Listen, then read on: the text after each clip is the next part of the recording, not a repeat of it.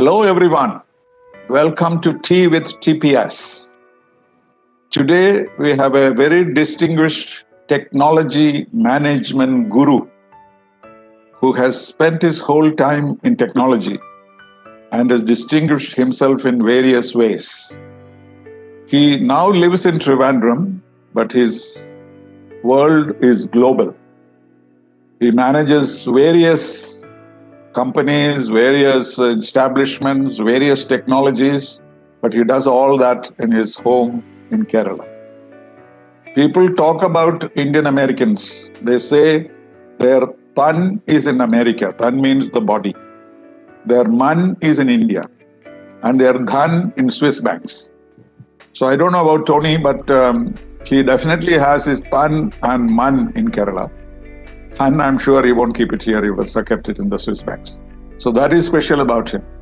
But it is not now that he has come to Kerala. He has been educated here, having grown up in other countries. He is a product of the legendary Trivandrum Engineering College, from which many luminaries of technology have gone out into the world and in a sense contributed to technology all around. So he's a prime example of that, plus the fact that he finds it comfortable to live here and also work for the whole globe. Welcome, Anthony Thomas, or TT as he is known as. So now that you have been in the United States for a long time and the US is in the news, I'd like to hear your assessment of the situation, though you are sitting here and following things like all of us do. But since you have the experience of being there for a long time, and particularly in the technology area, can you briefly tell us what the state of affairs in the US is like? Sure. Good afternoon, and very happy to be here. Thank you for inviting me. My dhan, of course, is in Kerala because most of my friends are here. So I consider my friends to be my dhan. So I'm quite happy to be where my dhan is as well. Coming back to the point about the US, as you know, US just went through the elections, and Biden, of course, won. The interesting part that I see from the narratives here is that people think that Biden is from the left or Congress party and Trump is from BJP. but in reality, it's the narratives that are playing, right? But Biden, is a noble man. He's someone that I'm sure as good as anybody else. All through his He'll be consistent, predictable. Yes, exactly. And he's a humble man. People know his integrity. Amazing personality. For the US, for people in the US, especially for the ones in the lower strata, I think it'll be good to have any Democratic president and Biden for that. Beyond that, some of the policies, for example, interestingly, right? I mean the lightning rod issue in most elections in the US ever since Roe v. Wade is abortion. And Biden is from a traditional Catholic family. Conservative, yeah. The second Catholic president after JFK. And the Catholics are the ones that are in the forefront of banning abortions and at any stage of pregnancy. Whereas the Democrats are for women's choice, which is allowing abortion if they want, with their consent, not necessarily consent of the parents or the family or the spouse, etc. So that'll be interesting, how the religious conservatives, take that on. But of course, the Supreme Court is now majority with the conservatives or the Republican appointed judges. So any overturn of Roe v. Wade would be long term. Might not happen probably in Biden's term. His pick of vice president was quite interesting as well. I would have never imagined. I would have never assumed that he would pick a running mate from California because it's a state that is already in his bucket. He should have ideally he would have picked somebody from a swing state. That's what I was thinking. But I was quite surprised to see that he picked Ms. Harris. It's all quite interesting. There is a personal link. His son was quite friendly with Kamala Harris. Apparently that was a sentimental touch there. Apart from the fact that he expected more Indian votes, it's not a very significant section, but still I think he got some at least 10% Indian votes on account of Kamala Harris. No, but in reality, most of the Indians, anyways, vote for Democrats. No, right? but about 20% had shifted thanks to the so-called Trump-Modi equation. And some Hindu elements, for example, thought that President Trump's policies were helpful to them. So, and some of them shifted back after Kamala became the candidate.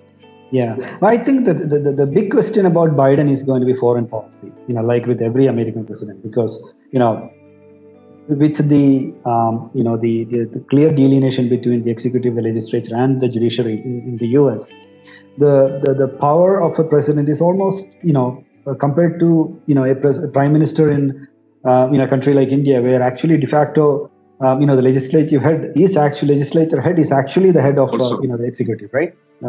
So the power of a president is, more or less, diminished when you really think about it, right? The biggest power the president has is, going for war, right? And most of the presidents, other than Trump, in fact, had been very active outside the U.S. borders, right? Be it Bush, be it Obama, be it anybody else, right? And even in Biden's, history, if you really look at it, some of his positions on foreign policy, when you look at the first Operation Desert Storm, he was against that, right?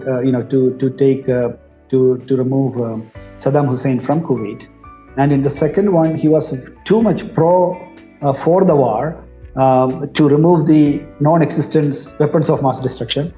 So history, in some form shows that Biden was not always on the winning side of the foreign policy debates, right? And Trump actually, in fact, whether you like him or not, had made significant contribution to the world policy with respect to the U.S. is concerned, vis-a-vis China, the trade issues, balancing, Canada, Mexico, trade relations, peace in Middle East. Who would have imagined that there would be a non-stop flight from Israel to UAE, right? So in reality, when you think about it, to me, for people who sit here and go rah rah rah based on a New York Times article, not knowing the impact, I think a lot of the emotions are driven by that H4, the spouses of H1s, H4, being able to work, and then probably Kamala Harris.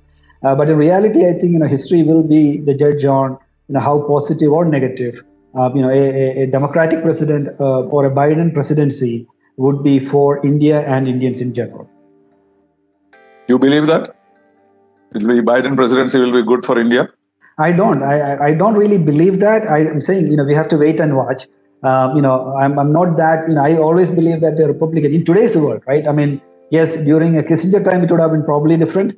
But in today's world, I think a Republican presidency probably would be better for India, because they look more outside for trade, and for them to balance a growing Chinese, presence, India would be, someone to balance. Second, the technology industry, the powers that we bring into the broader technology, I think the appreciation, from a Republican administration probably would be slightly higher than a Democratic administration. At least that is my perspective. I know it's probably not the narrative. If you look at history, it is the Republican presidents who have done more concrete things for India than Democratic. Even though we have a kind of romantic relationship with, Kennedy and Clinton and Obama, etc., etc. But the problem was not that. The problem was his total unpredictability. You couldn't depend on him. What he did was all hair. It was like a bull in a china shop kind of behavior. I have written once about the method in his madness. But sometimes you also find madness without method in him. So that was the problem. People were not comfortable with him. In fact, what Mr. Modi did was to kind of tame him, in the sense that kept him pleased and made him happy and played to his emotional appeal and so on. Anyway, whatever it is, now it will depend on how much we will be useful to Mr. Biden in his preoccupations. Number one preoccupation is COVID. In that, we have no role, except that lots of Indian doctors are working in it. Maybe, do you think we can increase our vaccine production to such an extent that we may be able to help even the United States? We have now a vaccine diplomacy. Can it be extended to the United States also if this continues? Again, coming back to Trump, I completely agree with you. Trump's, his bull in China shop is a good analogy for him, right?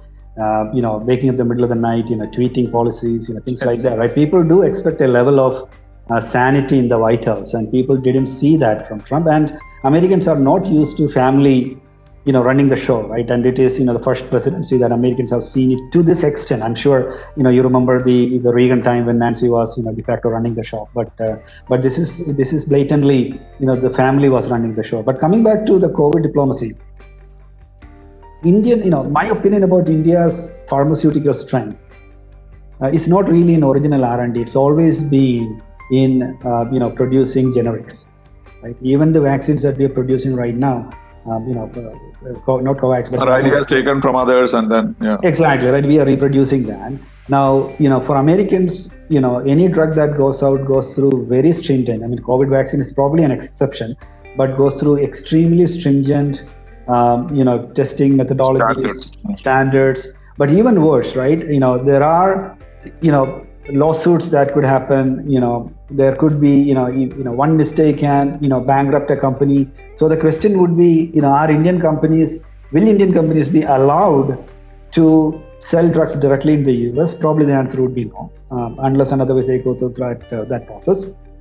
Or can they be a supplier to a bigger company in the US that would supply and distribute and supply in the US? Then the question comes, how about the liability, right? Who owns the liability? What kind of liability? See here, for example, I saw the consent form for a vaccine. And the consent form clearly states that, hey, you can take vaccine, but you're actually part of phase 3 clinical trials, right? Now, in the US, if you're part of a phase 3 clinical trial, there are certain, things associated with it, right? So compensations associated with it, controls associated with it, right? So here it is like it's a mass vaccine program, but in reality, the paper states that you are participating in a phase 3, clinical trial, right? So those kind of things, won't fly in the US. Is my gut feel. But again, the other aspect is the drug companies don't really have an incentive to allow the Indian generics into the market, and that has been going on forever, right? Be it the AIDS, concoctions, whatever it is, right? They really don't have any incentive to bring the generics into the market, because they make their money in keeping the drugs controlled, and then once they almost ready to run out of the patent, then they come up with a net new indication on the existing drug, and then extend the patent and things like that. So in that sense, I doubt whether India can play a very strong role in the vaccine market, except like I said, if somebody is willing to look at the cost of production versus the the mass, the impact, the desperation about to have quantities. So they may have, if they make some kind of adjustments on that, which, as you say, is not easily possible, because I know the situation in the United States on prescription drugs and all that. It's almost impossible to get a medicine. So that problem is very much there. But at the moment, we are geared towards, even though we don't have enough for our own requirements, we are trying to give it to Bangladesh and Bhutan and Indonesia, etc. And that's what I thought. But then the other advantage that the Indians in the United States, the doctors, have a very high reputation, as you know. And therefore, there is that image. Indian doctors have a very good image. The API, you might know the organization, one of the most powerful organizations in the United States. And we used to use them for lobbying with congressmen and senators, because they trusted an Indian doctor, not an Indian teacher, but an Indian doctor. He said, oh, he saved my father's life, so I will vote for him. That kind of mood is there. So that might be a practice. And Vivek Murthy himself is been a Surgeon General and so on. Exactly. Coming back to, sorry, you were saying something? No, exactly. I agree with you. I remember the early days when we were in the US, people would think of Indians as either a motel owner or a doctor, right? Now you see an Indian, you think mostly an IT guy, right? So, the world is changed. But the respect that the doctors have, and then there are a lot of nurses as well, right? So in the medical field, we really do have, very well reputed, very well respected lot of individuals. But again, you don't really see a lot of them in the R&D side of it, right? You don't see a lot of them in the pharma side of it. I mean, although I know a few of my friends work for pharma, but not necessarily in that kind of decision making. Well, you must have heard this apocryphal story of an Indian American becoming president of the United States, and he was being sworn in, and his mother was sitting there. He was not very excited, she was quite cool. So somebody asked him, my God, look at this. Your son is becoming the president of the United States. Then she said, his brother is a doctor. And that was the distinction supposed to be in the American, situation. For the doctors were the most important Indians. But we are very close to getting an Indian or Indian American as a president. He's only one heartbeat away from the presidency. So, yeah, I can add to that, right? If it was a Malayali mother, she would say that, you know what, the brother is working in a government office in Kerala, which is actually bigger than the president of India. So. Right. Or a collector in Kerala. Quite possible. Anyway, coming back to your own career, what brought you to Kerala professionally? So I studied in CET. I did my A-level and O-level outside India, and then I came in and did my engineering here. After engineering, as you would know, those days, early 90s, there's not much jobs that you would have here. I did my electrical and electronics engineering. So as with everybody, I registered my name in PSC. Then there is no job here. I did some odd jobs. Family told me, get out of Kerala, find a life for yourself. I went to Chennai. So I went to Chennai, and just like everybody else, did, get into IT. So I was one of the very early employees of today's Cognizant. And I worked there for a bit, then went to Singapore. Then from there, of course, to the US, where I lived most of my life since then. Mostly Boston area. Were you in Boston area? Or? No, I lived in New Jersey and Pennsylvania as well, Pittsburgh. But the New York suburbs is where I mostly lived. And Princeton was where I probably is still my address in the US. And at some point, you realize that now you have children. People back home are getting older, and not having lived in Kerala for a long duration, I have this, this love for Kerala. My brother calls it a misplaced nostalgia. Maybe that's what it is. But I would always tell my wife, my children, hey, we're going to go back. So my children would speak Malayalam, read Malayalam like anybody here, right? So when we speak Malayalam at home. That's unusual. Yeah, because we did that right from very young age for the children. So we decided in 2012 to move back. So we moved back from the US to India in 2012 when I took on the job as the CIO for Vodafone. Actually, I moved first, then picked the job as a CIO in Vodafone and working out of Mumbai. But my family was based in Trivandrum. And Vodafone was located where? Mumbai. Mumbai was the office. So I kept a residence there in Mumbai, but my family was in Trivandrum. So I would do back and forth every weekend. I worked there for 3 years or so. Then I moved to GE, General Electric, as the global CIO, where all markets outside the US for all businesses was part of my territory. So I could have picked any country to live, but I picked, of course, India. And again, it was in Bangalore. My family continued in Trivandrum, so there was no disruption for them. And I had a base in Bangalore, but in reality, every weekend I would spend here. From here, I would fly to wherever, then come back. Kind of managed my life more or less. Home base was in Trivandrum, but residence in Bangalore, office in Bangalore, but traveling elsewhere. And then Nissan came my way, where the office was in Yokohama, Japan. Yeah. Yokohama in Japan, and for 3 years I was there, but the last 2 years family was with me as well, because there was a nice window where my son was going to 11th, so 11th and 12th he could study there, and then after he completed his 12th, we again moved back to Kerala so he can study in Trivandrum. So then what is the Nissan story? Nissan is what brought you here to Kerala government, right, to deal with them? Because it's supposed to become a global hub. That was the idea. That was your mission, wasn't it? Yeah. So Nissan didn't bring me to Kerala, nor Nissan bring me to the government or my relationships with the government.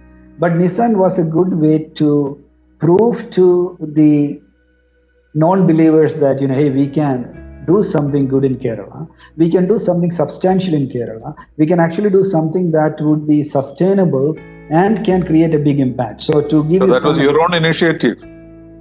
It was my team, of course.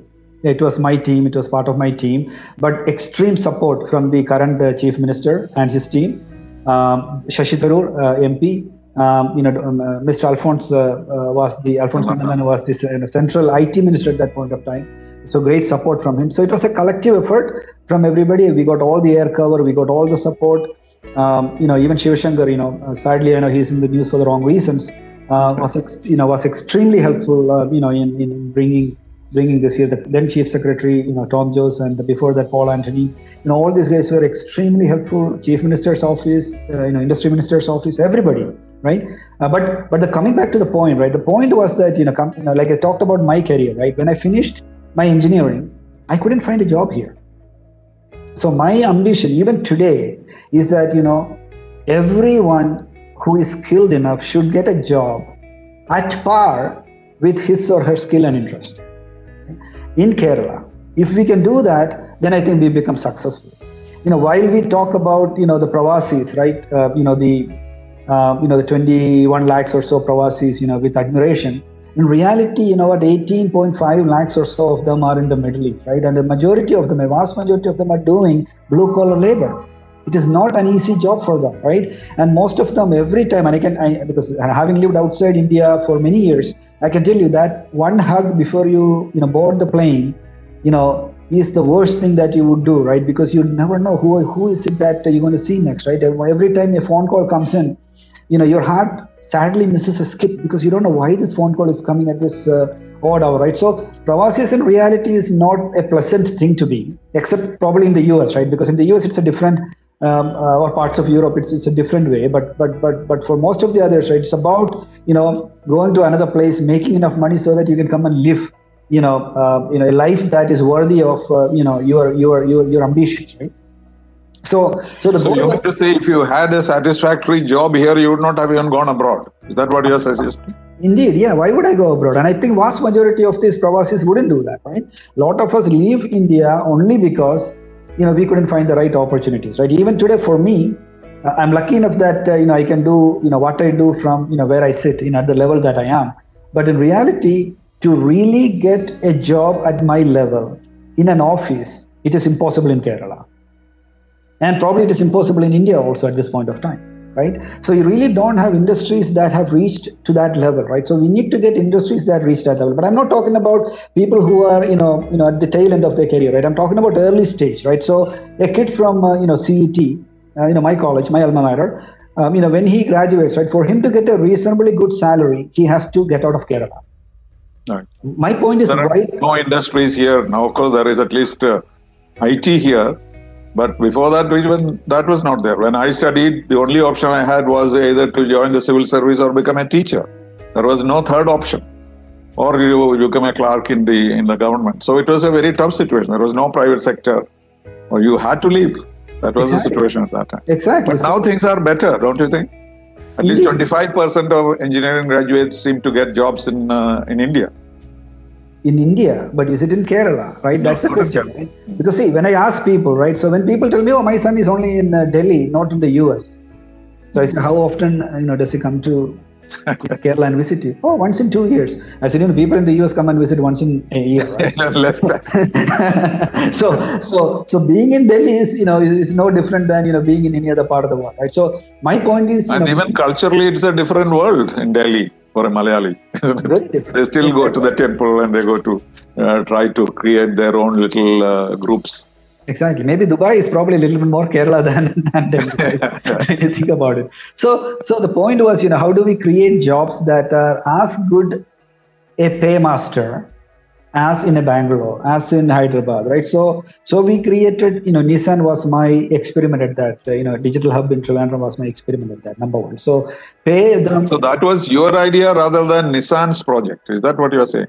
Well, I was the technology. You're the chief. Yeah, I'm the chief, right? I know. So you thought you chose Kerala because you thought you would do something good to Kerala and create the situation, right? So we had to create a new office somewhere, right? Because we were at a stage where we were expanding. We needed to hire about almost 3,000 technology people into the company, into Nissan.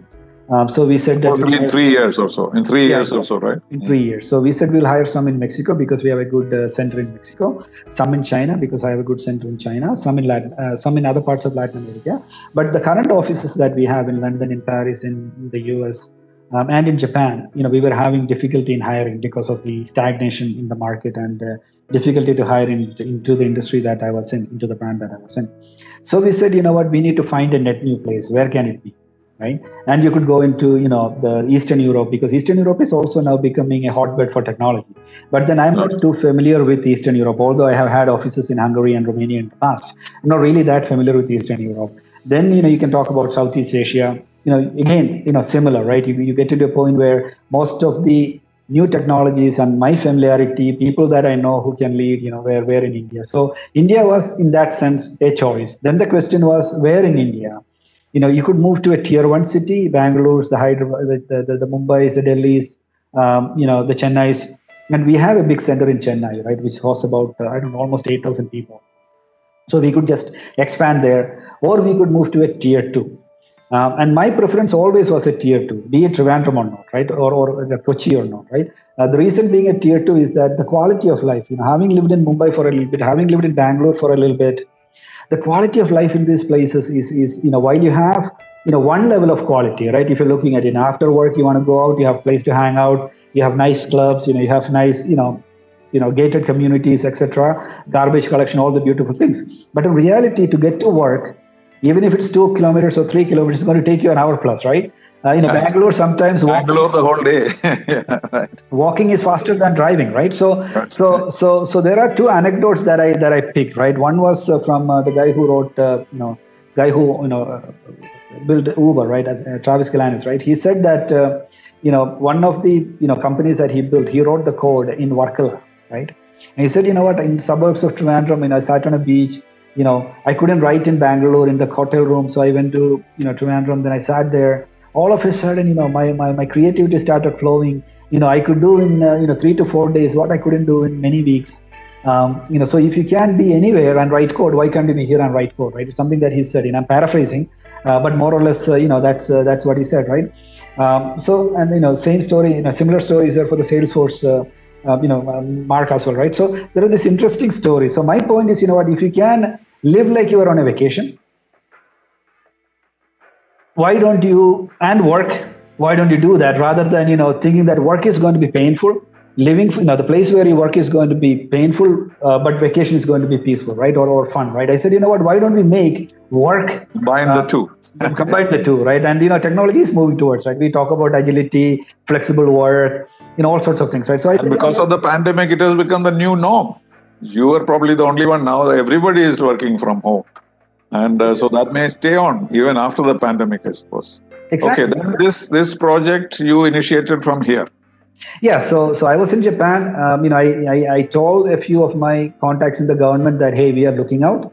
If you're interested, BCG and McKinsey are helping me with making some of the decisions. So you might want to reach out to the right people and get involved. And I connected them. And lo and behold, the chief minister sends an email, formal letter, very quickly, inviting us to Kerala and seeing, hey, look at Kerala. It might work, it might not work, but what we can assure you is full support. So all this is during the LDF government's time? Yes. Not before that? No, not before that. This is during Pinarayi Vijayan's chief ministership. And he was the one who really took the leadership in that. And then, of course, Shashi Tharoor. And Shashi Tharoor, he can speak French like anybody else. And, I have quite a few French-speaking leaders in my team. So he would, charm them with his French. And, so we had, some of those conversations. And then, like I said, Mr. Alphonse was there. Then we brought a whole team here for fact-finding, study led by BCG. Then, we have a lot of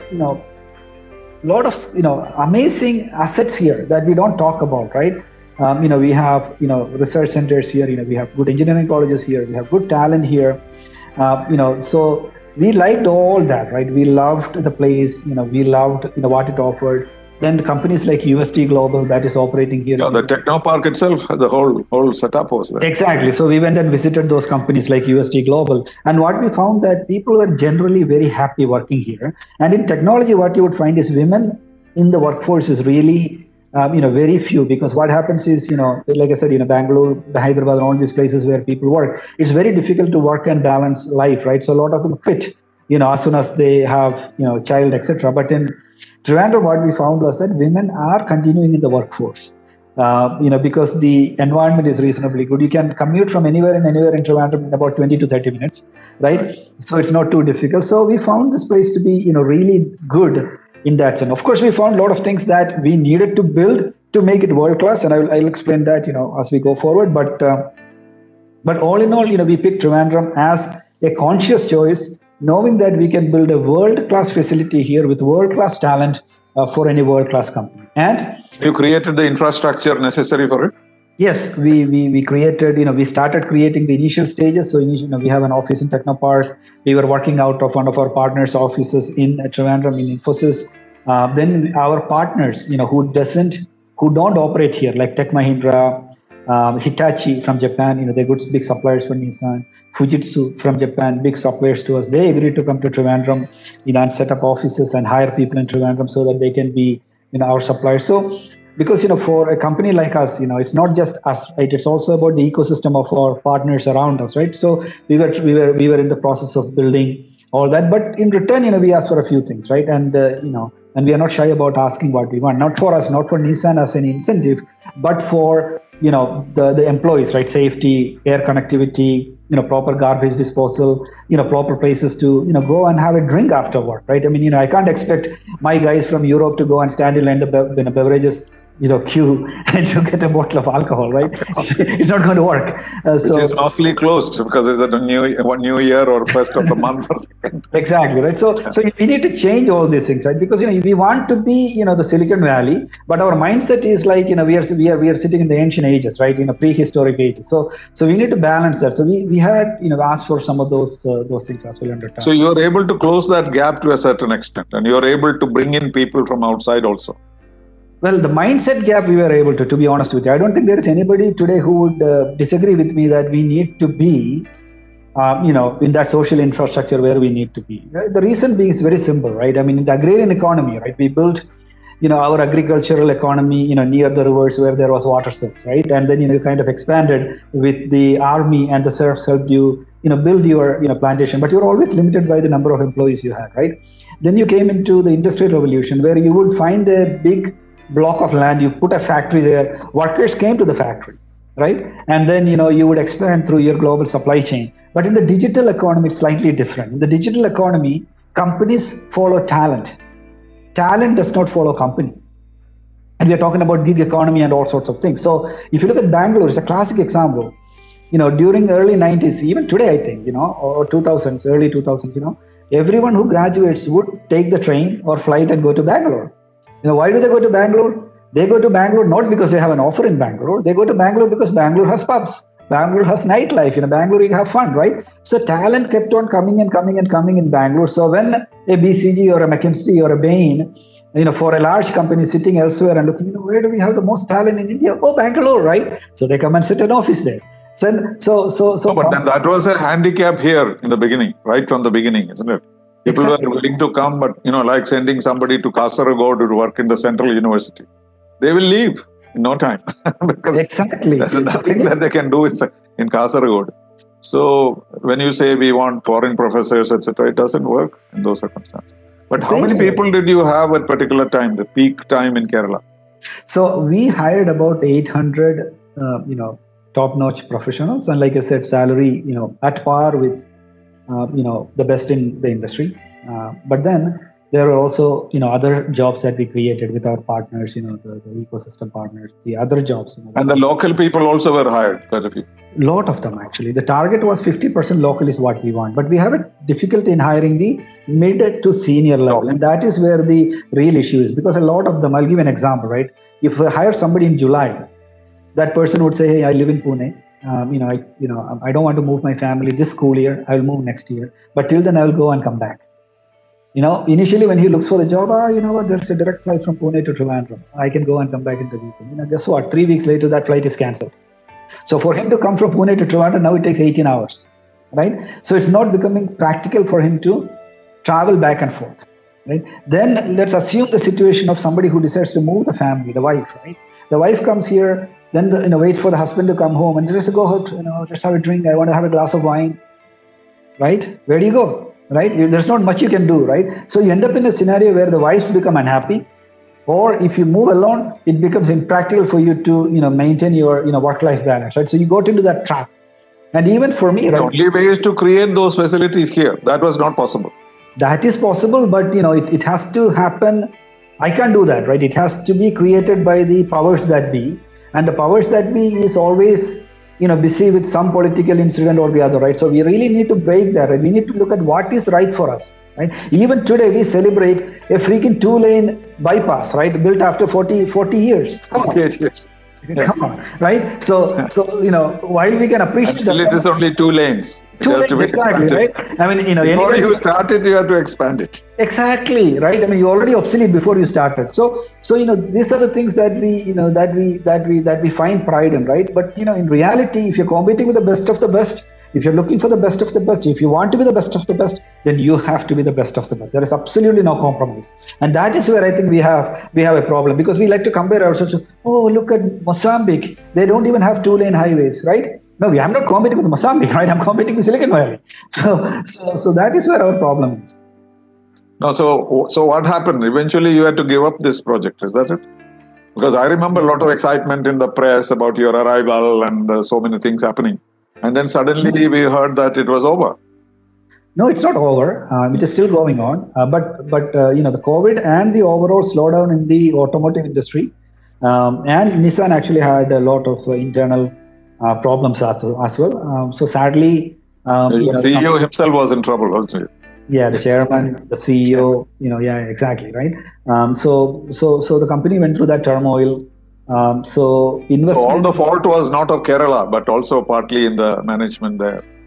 Exactly, but in reality, ecosystems thrive themselves if you put all the right ingredients together, right? That is how it works. But in reality, like back, we say in all our development, in reality, is despite the government help, right? Because government is busy creating artificial jobs, right? Splitting a job into 5 and then giving employment to 5 to show that we are giving jobs, right? But in reality, that is not what we should be doing. We should be creating quality jobs, right? We should be underemployment is a big problem here, right? And to remove the underemployment and unemployment, the only thing we can do is to create that ecosystem so that talent stays and companies follow talent and come here, right? I mean, saying that, we are going to be the leader in gig economy is not going to make us a leader in gig economy. Having Wi-Fi in my home is not going to, nobody's going to come to me saying, hey, there is one Tony in India, in Kerala, and he has a Wi-Fi in home, and that is his differentiator, right? No, nobody's coming here because of my Wi-Fi. People are it has to be part of the ecosystem, as you said. Exactly. Yeah. It's a given, right? It's your entry ticket. Come on. So what was the problem? It was the red tape. What was the problem? Because like it's your money, and your money, you are deploying it. So where did you need the government for it? Like I said, right? Airlines. When I started here, we did a comparison of, and I'm talking from Japan, from Tokyo to Trivandrum, or from from Paris to Trivandrum, or from Nashville to Trivandrum. And we looked at Japan to Chennai, and Tokyo to Bangalore, right? So you look at these 3 cities, because these were the 3 contenders in that. And from Yokohama or from Tokyo, I could come to Trivandrum in, I think those days, in 18 hours. I could fly to Singapore, and from Singapore I could fly by Silk Air, and I could come to Trivandrum. Yeah. Chennai was almost same, 18 hours. Bangalore was the same. Guess what happened in the 2 years since? Bangalore fought and got a direct flight from Tokyo. So the 18 hours became 10 hours. Chennai got a direct flight.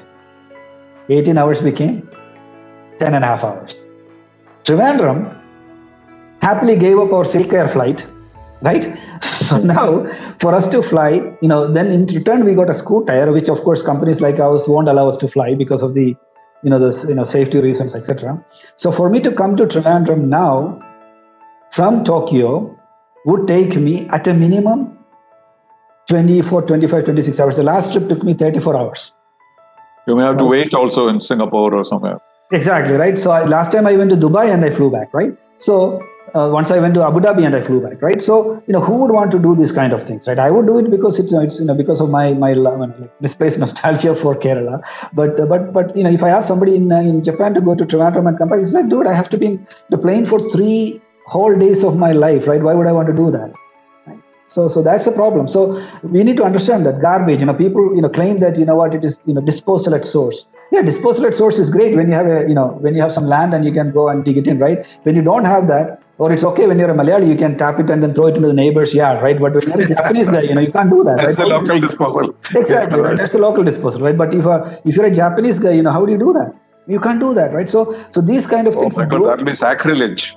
I lived in Japan. I know what the rigorous situation there is. Exactly, right? So these kind of things, right? You take everything for granted, and then we take pride in the little thing that we do, and yet we want to be the best in the world, right? So these kind of things really do matter. Alcohol, I talked about, right? Hey, we can be the right, self-righteous than anybody else, right? But in reality, you know what? This is all part of normal culture. This is normal,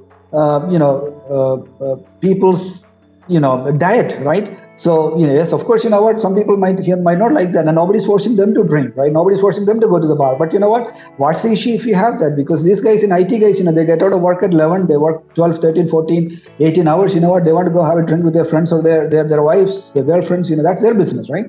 So these kind of things, we need to fix. And that is not my money. That is not my decision. That is the ecosystem. That is where the will of the government, will of the people, will of the administration has to come in, right? So that is where I think we have a problem. Yeah, because of these issues. Because here the poor people, they drink and then beat their wives. So that is the kind of issues that government has to deal with, or the psychology of the people. That is the real problem. It's a psychology, right? We cleared that psychology, right? So, I'll give an example. I was watching the BevCo, nonsense, the BevQ app and all that. And, one thing that I observed was, there was one time when people would go to a local, charai shop, and then, toddy shop, and then, or the local, alcohol, charai shop. And then, they would get a small drink or 2 drinks. They would, drink, 10, 15 rupees, and they would go home, right? Then, they stopped that. Then came, we could only buy, colored, alcohol, right? So then for that, you would, of course, yeah, no. Initially, you could go to a local bar, right? A very low-end bar. You could buy 2 drinks, 3 drinks, spend 80 rupees, 90 rupees, or maybe 100 rupees and go home, right? Then they stopped all that. Now you could only buy bottles, right? So, initially you could buy a quarter bottle, so which is, enough for somebody, so you would spend, instead of your 100 rupees in the bar, you spend, 120 rupees or so in that bottle you buy. Then, now you could only get half bottles or full bottles and standing in line, right? So the poor guy is standing in line and he gets a full bottle, right? So what does he do? All he can do is to finish it, right? Because he's not going to, take it home because his wife is going to beat him, or his neighbor is going to yell at him, or his mother is going to yell at him. So you're forcing people into a situation that they have no choice but to become alcoholics. Right? Government has to be a little smarter than that, right? So government is looking at this like, let me keep on, selling colored alcohol, and then, make as much revenue as possible. But in reality, you're destroying lives. The minute you remove the stigma, the more you put stigma on this, because if you look at Keralites drinking, you would see that they all swish, right, instead of drinking. Yeah, the reason is that because they say. Yeah, because in Russia, they say they're bottoms up. Yeah, exactly. Because nobody, they want to finish it because anybody watches, right? So, no, you know what? If it is, I come from a family where, drinking is not a taboo, right? So I'm not afraid of drinking, where I want to drink, and I'm not afraid of, seeing with a glass of, alcohol, because I know that I'm not going to get drunk and go home and, beat my wife, right? But in reality, that is not the issue, right? Beating wife happens when you don't have disposable income. And then, the wives and the children nag you for something. People, and then all those pain starts coming in, right? So we should provide jobs, we should provide disposable income, and we should, stop, forcing people to, into these kind of traps, right? All your money you have to spend in alcohol. Come on, 800 rupees is what people normally make a day, and you spend almost 800 rupees, for one full bottle, right? And then you go home, right? Then lottery, right? Who buys lottery? The poor people, right? So in the end, what you basically are, eating into the very little disposable income that the poor people have. And then you expect not to go and have fights in their house. They would have fights in their house. But that is financing the government. As somebody said to me, unless a worker spends 400 rupees on alcohol, the government cannot give him rice for 2 rupees. So it comes to the same thing. No, that money goes into the 2 rupee rice that he gets. So that is how it evens out. But our problem is that we have this extreme belief, the directive principle of constitution to have prohibition on the one hand, and the compulsions of modern life on the other. And that compromise level, where do you make it? And it becomes a political issue. Governments lose votes on account of either way, this way or that. So that is a very complicating factor. But were you not aware of it, all these problems, when you started this project? Yeah, I was absolutely aware of it, right? So it's not like I didn't. So people ask me, right, why are you doing this, right? Some very, very high-placed officials, right, ask me, Tony, you want to start an office in India? I would never recommend Trivandrum for you. Right? And the person was sitting in Trivandrum telling me this, right? That's people in Trivandrum say that. That is the problem. The person was not from Trivandrum, but but the guy who came with me was like almost ready to punch the other guy. I said, no, don't do that. Because we are cynical. Yeah, but my point is, what were the advantages and disadvantages of working or a foreign company to come and operate here? Nissan had earlier some plans to start a factory, wasn't it, in Kerala, and then they moved away to Tamil Nadu. Is that true? There was a story like that. No, Nissan. No, I heard the BMW story. BMW, okay. Yeah, not Nissan. But see, I am an eternal optimist. I believe in the power of common man coming together, changing, right? And as I really love the US.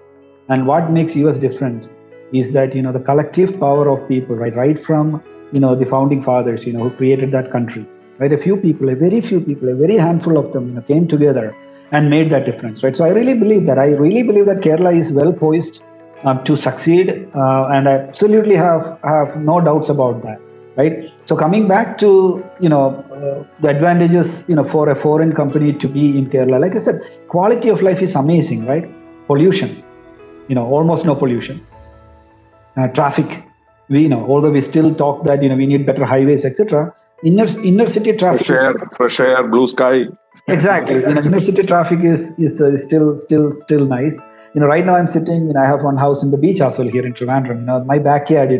When the sunset happens, I've taken a few pictures, and that is my Zoom virtual background. Right. I tell people. The people say, "Oh, it's a nice background." Where is it? I say it's my backyard. Right? So it's not a curtain. It's not a screen. It's not a screen, exactly, right? So that aspect. People are genuinely nice. People speak English. Right from your driver, right from your maid, in normal sense. Good speak English. For the foreigners. So all in all, this is all good, right? We just need to remove that 3 to 4 small obstacles, which is mostly mindset-driven obstacle or ego-driven obstacles. That we just need to remove, and then Kerala would. It's just like a bottleneck, right? You remove the bottleneck, then the water would flow smooth. But how about corruption and other problems related to that? In my industry, and I've written about this in the past, I've found absolutely no incident of corruption. Nobody ever approached me for any favors, not even a job. Right? That's surprising. Yeah, so no, I think it is because of the way we behave as well, right? Maybe people know that I might not, fall for that, right? Or people believe that, see, again, remember, nobody's doing me a favor. Nobody gave me nobody gave Nissan any undue advantages. I never asked for that, right? So I don't need anybody's favor, right? And I'm not. I had an experience of an Austrian company coming here to do something. The first few days, they were very excited. And then they came on the 4th day, he came and said, "We are leaving." I said, "What happened?"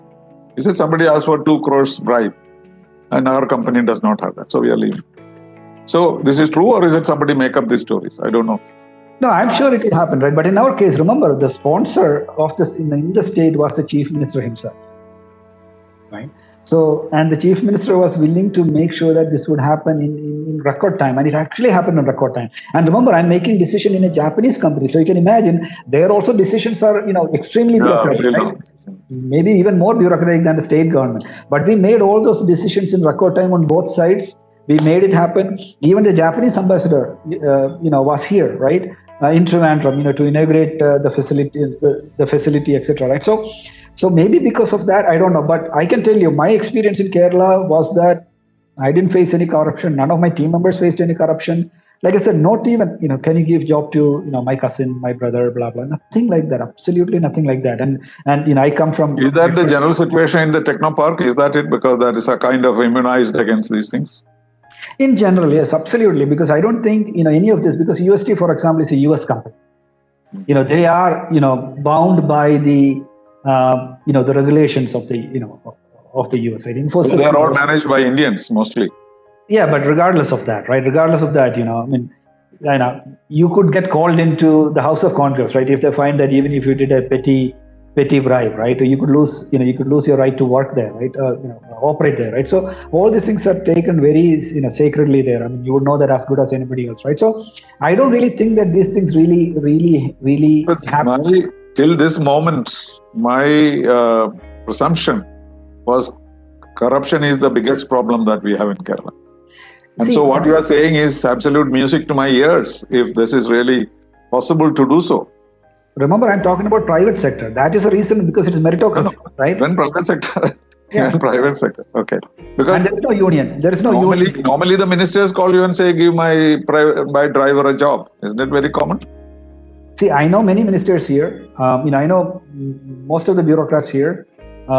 Absolutely, that's what I'm saying, right? So when people talk about Kerala, right, it's just not the social index. It is not the quality of life. It is also that positive aspect that people really don't get it. Like I said, I've started a business here, a company here, a very difficult proposition. I brought 3 to 4 other companies to this state. None of them faced any of the negativity that we talk about, right? So that is why I'm very bullish about technology as an industry, because technology industry is in a way shielded, right? I mean, we don't have unions. We appoint no strikes. No strikes. We appoint people based on their qualifications, not based on some other mechanisms, etc. Right? Well, but then what is your vision of Kerala? That is the topic of our discussion. How would you want Kerala to be re-engineered? So I believe that Kerala should be the future destination of the digital economy, and it can be. Like I said earlier, in the old days, we would go to a place where there is a factory. In today's world, companies come to where the talent is, and we do have talent. And these new age jobs are non-polluting. These new age jobs don't require a lot of land. These new age jobs are highly paid. To give you an example, and I use this example a lot, right? When I started my engineering, we would go to the machines lab, and every machine had the lever, right? You would physically use the lever or crank the machine, right, to start. So every factory needed to have the people physically sitting with the machine so that you could control the machine. Yeah. Exactly, right? But after a few years, right, we found that, I can actually have a local area network, and I can, or some other mechanism, where I can sit away from the machine and I can control the machines from the command center. Right. So then eventually we figured out that, now that I'm internet connected, I don't really need the command center to be inside the factory. It can be anywhere. Right? So what if and because I am not really looking at the shop floor. I never look at the shop floor, right? I'm always looking at my controls on my screen. So then why can't a factory in Brazil or China be operated from a command center in Kochi, in Trivandrum, in Calicut? It's absolutely possible, right? In Wayanad, right? It's absolutely possible. So I've actually even piloted that out with cybersecurity for Nissan. Right? The global cybersecurity for Nissan is actually we created a small demo mechanism where we could run it out of Trivandrum, right? For all the vehicles, right? Well, move on to cell phones. Cell phones will become the center of activity. So Kerala has all the right ingredients, except some of the things that I talked about earlier, right? The social infrastructure, air connectivity, some of the other silly things, right? If we fix that, we can be a huge champion in the new world, and we can, right? Our education, is improving. To be honest with you, we are not really creating a lot of thinkers. We are creating a lot of people who learn by heart and get out, right? But I think the curriculum is slowly changing. Government is making some good changes. So that we can create engineers who can actually think, not engineers who can actually repeat, right? So some of these things will really make a positive impact, and I think Kerala can be a shining light in the future. I'm very optimistic, and I think it will happen. It will happen. So your experience generally is the public eye is seen to be a good man who came and failed. That is the image. It is not true. I would say I'm a good man who didn't fail. That is very encouraging. Then let us talk about the most modern technology. Where do we stand in technology in Kerala? Are we still the cyber coolies that we are supposed to be? Or have we started devising new mechanisms about artificial intelligence and drones and all these technologies? Are we anywhere near it, or we are still producing things which are invented by others? Yeah. So, we talked about healthcare earlier, right? Where, our market is predominantly generics. IT, is probably, you can look at it three or four tiers, right? The simplest and the easiest being the IT-enabled services, the call center kind of jobs. Then you have the application. It's over now, isn't it? There's not so much now. No, it's not over. It's a large market out there, but we don't really play much there. Second is application development, where you do the coding, the Java coding, mainframe programming, etc. The third is, of course, net new products, new things that we create. The startups, or the companies are creating new things, which is where the true value comes in, right? That's where the innovation comes in. So our play usually in the past was mostly in the mid tier, but now we are doing a lot in the the enhanced, the new age, startups, companies. There are a few companies that I advise. I'm on the board for that are actually doing well outside Kerala, outside India, right, in the US, right? Yes, most of the products in Technopark are used outside, not in India. No, they still write the old cyclostyle paper letters come from Technopark companies. But their technology is used by their company when they get a letter from Tokyo. It's a different material altogether. So there is no gap. No, see, the problem is how we adopt technology, right? That's a very different mindset. See, I've I'll tell you one real story that happened to my life. When I came back to India, I think it was 2012 or maybe 13, 14, my water meter was not working. So I go to somehow or the other, I found the guy who came there to read the meter. I said, the meter is not working. He said, no problem, sir. You only pay whatever small amount. If the meter is working, you'll pay more, right? But then I said, I want the meter to work because why would I want anything free? Right? So it took me a long time to find the office where I could get the water meter replaced. Then I went there. I found this office in Perurkada. I went there in the morning, took a day off. I went in the morning, and the person is sitting there, right? I said, can you do this? I said, no, the engineer is not here. I said, why do you need the engineer? I just need, no, sir, for you to do that, it's a computer form. I said, yeah, so can you do that? No, he has to log in, right? So the guy comes in, he logs in. Whenever he comes in, he logged in. He did 2 to 3 things. He logged in. Then I have to run to the other person because the data is entered by another person. But I ran there, she filled it. Then I thought, it's all over. Great, right? No, she prints it out. Okay. So instead of a previous form, that was in a paper where you write, now they just printed out another form, right? Now I have to take this paper from person to person and everybody would sign behind. Right? So the entire day you're running around with this paper, right? Now the real just get to change a meter. No, but remember, they say that the office is computerized, but all they're doing is they're generating a piece of paper then in the end you bring this paper back, right? And you run between 3-4 companies, 3-4 offices in reality, right? To change 1 meter. And then again, they put all this back in, okay, fine, it is approved, and they put it back in the system, right? So is this really computerization? This is not computerization at all. This is farce, right? So our problem is we have people who never seen computer in their life. We just appointed them because of some political affiliation or so into companies that actually do this, because these are government companies that do these kind of things, and then they don't even know what the heck they're doing, and they quote unquote automate. So now you created a new job, which is a computer operator, removed no other job, created new bottlenecks in the process. So that is our problem. It is not a problem of our people not being able to produce the right thing in the private sector. No, this is what I'm saying. The system does not change. Even with all the computers, people tend to do things manually. There are some advantages in certain ways, and they bear with it in order to save the system from getting better. This is really the issue. As far as so it's a mindset issue, right? We say in Malayalam, right?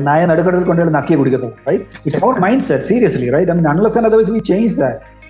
We expect the best, right, when we get out of Kerala. But when we come to Kerala, we are so complacent. We are so happy with the bare minimum, right? And we take pride in that bare minimum, right? That mindset has to change. Computerization means computerization. That means, I'm going to eliminate the process overheads, right? I'm going to create efficiency in that, To change a meter shouldn't take, this complex, right? It should take only, a few. No, this is just one example. People will go through it every day. Every day, right? Unless you are a high official or you can flash somebody's name or something like that. But if you want to follow the procedure, Well, you might, and they will tell you it's better for you not to have a meter. You're saving so much money. It's a parallel process. Computer process is a parallel process, right? A paper process happens on the other side. So we need to remove all that. So your original project will run soon it is after running. this thing. So It is running. It will run. Like I said, I'm not sure about the scaling up because of all the other, the cost issues associated with it. But otherwise, I think it will get there. well, your optimism is very encouraging and rewarding for Kerala. But one person cannot change much. Indeed, Isn't that true? but every one person, thinks that they're going to change. Then, we become the change that we hope to be. Well, wish you all the very best, and thank you for sparing some time for this conversation. It's been most delightful, and I hope we can continue the conversation offline one of these days. Thank you very much. And wish you a great rest of the 2021. Thank you. Thank you. Bye-bye.